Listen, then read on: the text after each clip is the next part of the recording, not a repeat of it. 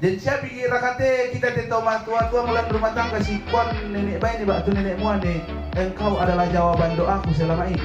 Dia pelari motor kon pela-pela sayang, engkau jawaban doaku selama ini. Oh pasti langsung mata langsung. Jadi mengapa orang Kristen bersyukur atau mengapa kita orang-orang percaya dituntut untuk bersyukur? Karena memang bersyukur itu adalah satu hal yang dikehendaki oleh Allah.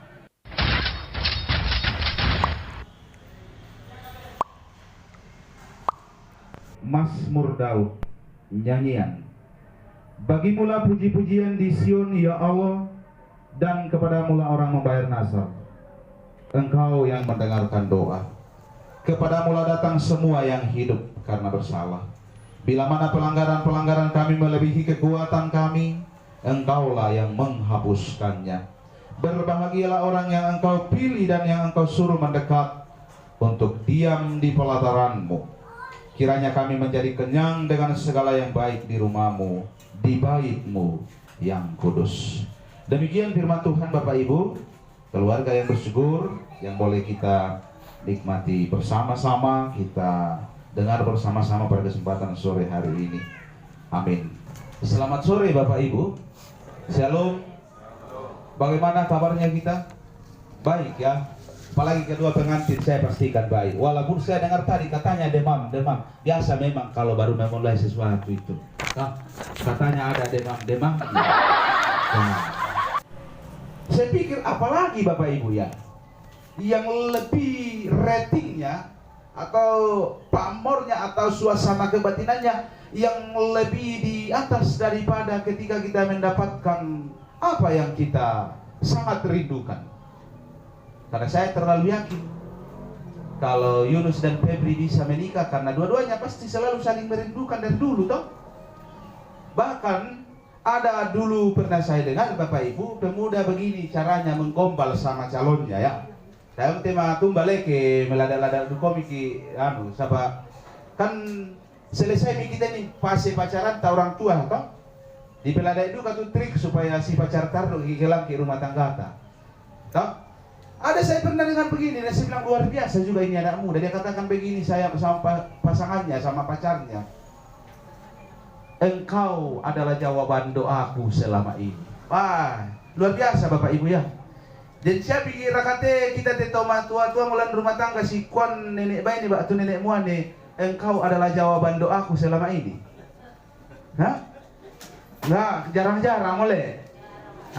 Bapak Ibu Saudara ya. Bersyukur sore ini kita dalam suasana perayaan merayakan selesainya pernikahan dua anak kekasih ini. Ada satu kalimatnya anak muda, kalau kita pulang ke rumah kita sebentar atau sedang dalam perjalanan karena mungkin ada yang hadir dengan pasangannya atau suami dan istri di atas mobil atau di atas motor, adalah membalap tuan BEP pelari motor kon pela-pela sayang, engkau jawaban doaku selama ini. Oh pasti langsung mata rasa atau langsung segar. Nah Bapak Ibu Saudara yang sama dikasihi Tuhan, seingat saya betapa bersyukurnya keluarga serangkaian dengan pembentukan rumah tangga Yunus dan Febri. Ini keempat kalinya saya pimpin ibadah. Pertama kali di Panaikan, kedua kalinya di tempat ini juga minus 1 hari peneguhan pemberkatan, kemarin di gereja dan kembali sore hari ini. Tapi saya itu katakan Bapak Ibu, memang apalagi yang mau disyukuri selain mendapatkan pasangan hidup. Adakah yang sudah tidak bersyukur dengan pasangan hidupnya sekarang hari ini di sini yang hadir? Bila memang Miki, supaya saya kasih tips dari firman Tuhan. Pasti semua kita bersyukur Bapak Ibu ya. Nah, karena itu memang betapa tidak kita akan bersyukur karena kita mendapatkan pasangan yang tidak berasal dari mana-mana. Tapi pasangan memang harus dilihat dan diterima dalam konsep ajaran Kristen, bahwa pasangan kita itu berasal dari Tuhan. Atau ada yang bilang, pasangan kutannya dari Tuhan Pak Pendeta, sahabat dipasi jodoh nak. Di entah dijodohkan, entah dikasih bagaimana Bapak Ibu, bagi saya memang pasangan kita itu datangnya dari Tuhan, karena pernikahan itu memang salah satu di antara sekian banyaknya perintah Tuhan dalam kehidupan kita. Tidak baik kalau manusia seorang diri saja. Itu kata Tuhan dalam Kejadian 2 ayat 18. Nah, sore hari ini Bapak Ibu Saudara, saya mau menjelaskan sedikit, karena ketika saya lihat catatan tadi dan pembicara tadi dulu mengatakan bahwa selain memang disyukuri semua rangkaian perjalanan proses pernikahan kedua anak kekasih, saudara kekasih ini juga, ya memang ada istilah yang lazim dalam istilahnya kita punya orang tua di kampung, dari Mamasa juga dari Toraja, di Kua Masarak, Len. Nah, dalam budaya kita orang Mamasa tentang pasarakan dalam artian yang sesungguhnya artinya mengangkat anak, ada dua yang biasa saya dengar. Dan itu di Kua disarak di pekamai, dibesarkan. Dan dendu kayak di Kua disarak dibuang antamatambuk.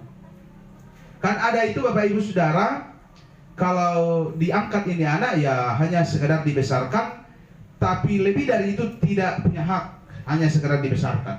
Tapi kalau disebut dibuang tamatambuk berarti termasuk sampai kepada urusan peraturan atau dokumennya yang diatur oleh undang-undang, akte kelahiran dan lain sebagainya, itu semua sudah jadi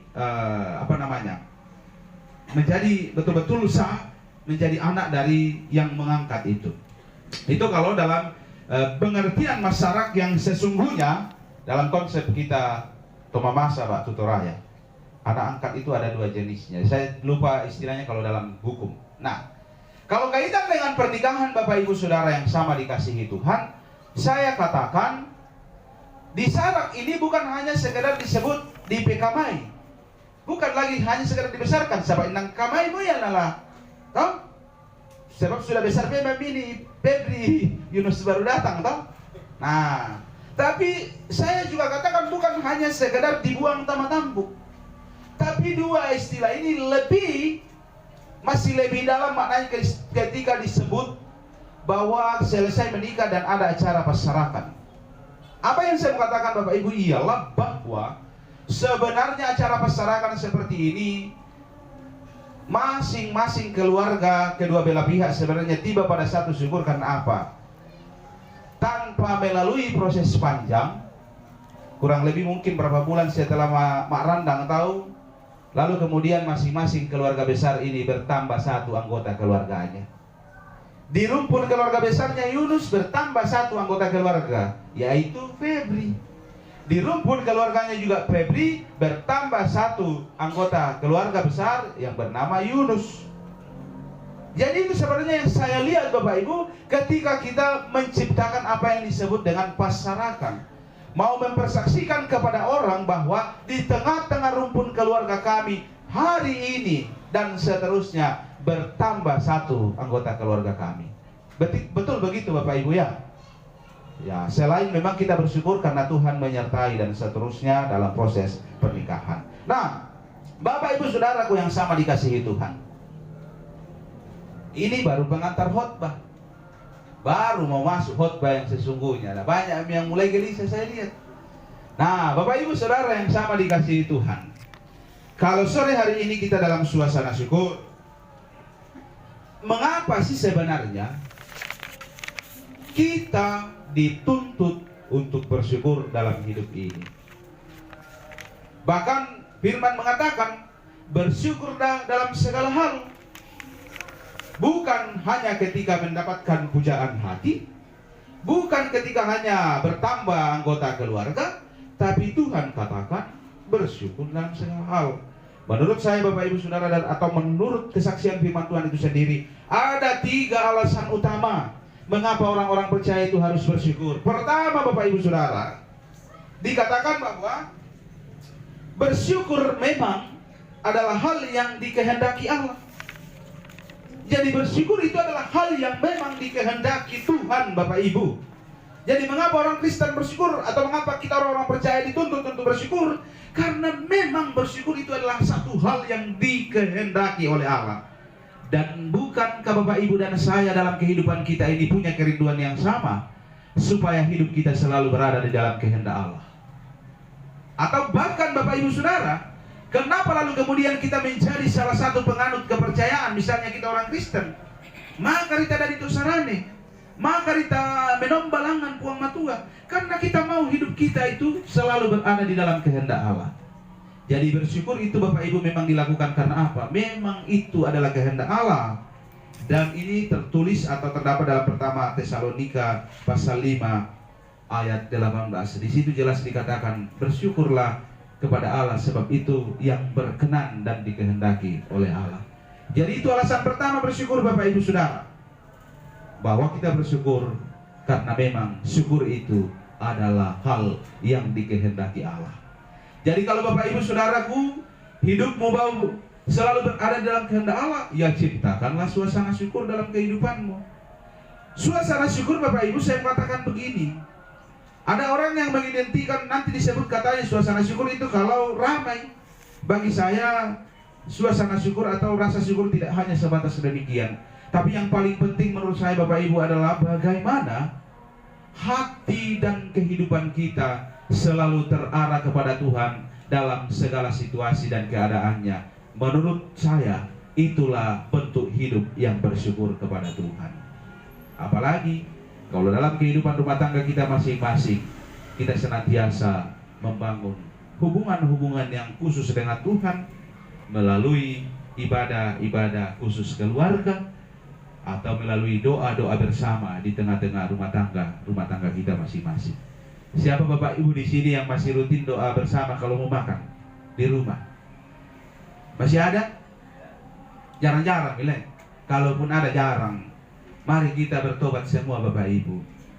Iya ya, termasuk juga saya, toh. Iya, harus jujur. Nah, itu yang pertama ya. Mengapa kita bersyukur? Karena memang bersyukur itu adalah yang dikehendaki Allah. Yang kedua Bapak Ibu Saudara, ini juga dari Alkitab, dari Roma 8 ayat 28 itu, mengapa kita harus bersyukur? Karena memang Tuhan selalu berkarya dalam segala situasi kehidupan kita. Dalam Roma itu jelas dikatakan, Tuhan bekerja dalam segala sesuatu untuk mendatangkan kebaikan kepada mereka yang percaya kepadanya. Jadi memang hidup kita Bapak Ibu Saudara tidak pernah lepas, tidak pernah jauh, tidak terlepas dari pemeliharaan Allah. Jadi karena itu memang kita harus bersyukur. Bayangkan misalnya Bapak Ibu pemeliharaan Allah. Kalau saya kembali membawanya ke dalam konteks pernikahannya Yunus dan Febri. Kalau saya tidak salah ingat waktu saya pastoral, Febri dengan Yunus ini saling mengenal sudah kurang lebih 6 tahun ya, kalau saya tidak salah. Protes kalau salah ya, 6 tahun. Bayangkan 6 tahun mereka bisa mempertahankan hubungan yang tidak tanpa status, yang bebas dari segala aturan. Saya selalu katakan begini Bapak Ibu, kalau anak muda masih pacaran itu belum ada memang hukum yang mengikat. Karena saya tidak pernah temukan undang-undang pacaran di negara kita. Toh? Tidak ada undang-undang yang pacaran di negara kita. Jadi memang tidak ada aturannya. Yang kedua, yang saya tahu juga Bapak Ibu, ya kecuali yang saya tidak tahu ya, mungkin dalam adat dan istiadat kita orang Toraja, orang Mamasa tidak ada aturannya orang itu dan aturan ada atau si pacar. Ya mana ada aturan ada, nah gitulah si pembene mo orang yang akan menikah. Dalam Alkitab pun juga Bapak Ibu yang saya tahu tidak pernah ada diatur secara langsung bahwa hukum dan undang-undangnya orang pacaran seperti ini. Itu menurut Alkitab. Bayangkan Bapak Ibu, 6 tahun misalnya kedua anak kekasih kita ini membina hubungan yang bebas dari aturan, tapi mereka bisa bertahan. Kalau bukan Tuhan yang bekerja di dalam, kira-kira siapa Bapak Ibu? Yunus jauh di sana, Febri di Makassar. Ku yakin di sana banyak gadis, ku yakin di sini juga banyak cowok. Tapi kalau mereka bisa tetap utuh satu, Tuhan yang bekerja di dalam Bapak Ibu. Karena itu memang kita bersyukur kepada Tuhan karena Tuhan selalu bekerja dalam segala situasi dan kondisi kehidupan kita. Bayangkan kenatangnya nang puang matua berkehendak Yunus sola Febri tulang sola komilan tanan dapo. Jauh Yunus di seberang lautan. Banyaknya tuh gadis-gadis di sana lah Yunus. Ah, banyak tuh kita bang. Pasti banyak di sana itu, tapi tidak bilang sih. Tapi kalau mereka bisa bertahan lalu kemudian sampai menikah, itu karena pekerjaan Tuhan. Jadi tepat apa yang Alkitab katakan, Allah bekerja dalam segala sesuatu untuk mendatangkan kebaikan kepada setiap orang yang percaya kepadanya. Karena itu alasan yang kedua kita bersyukur karena Allah selalu baik dalam kehidupan kita. Amin Bapak Ibu. Amin. Yang ketiga, dalam kitab Yeremia pasal 29 ayat 11 jelas sekali di situ dikatakan bahwa Tuhan itu selalu merancangkan yang terbaik. Tuhan berkata, aku tidak pernah merancangkan yang tidak baik dalam hidupmu, tapi rancanganku adalah rancangan damai sejahtera, bukan rancangan kecelakaan, untuk memberimu hari depan yang penuh harapan. Jadi hal inilah Bapak Ibu Saudaraku yang menjadi alasan utama mengapa orang-orang percaya harus selalu bersyukur dalam kehidupannya. Lebih daripada itu, apalagi kalau harapan dan kenyataan sejalan, pasti kita bersyukur. Maksud saya, rencana menikah, rencana beracara boleh terlaksana dengan baik, ya memang pantas dan wajar kita mengangkat syukur kepada Tuhan. Apa yang saya mau katakan Bapak Ibu ialah bahwa saya mencoba mengarahkan Bapak Ibu serta sekalian kita yang hadir saat ini untuk kemudian tidak hanya sekedar hadir pada sore hari ini dalam satu suasana yang sudah terpola dan terbiasa sejak dulu. Kumuayan na kita dito raya, adna makakaki menikah dito di sana basarakan. Masyarakat tidak salah Bapak Ibu, tapi betapa dangkalnya acara kita, syukuran kita kepada Tuhan kalau memang hanya sebatas itu menjadi motivasi kita, lalu kemudian kita adakan syukuran pada kesempatan sore hari ini. Tapi bahwa kita mengadakan syukuran pada kesempatan sore hari ini karena pertama, memang kita selalu berusaha hidup dalam kehendak Tuhan. Yang kedua, karena memang Tuhan baik. Dan yang ketiga, bahwa Tuhan kita itu selalu merancangkan damai sejahtera bagi kehidupan kita.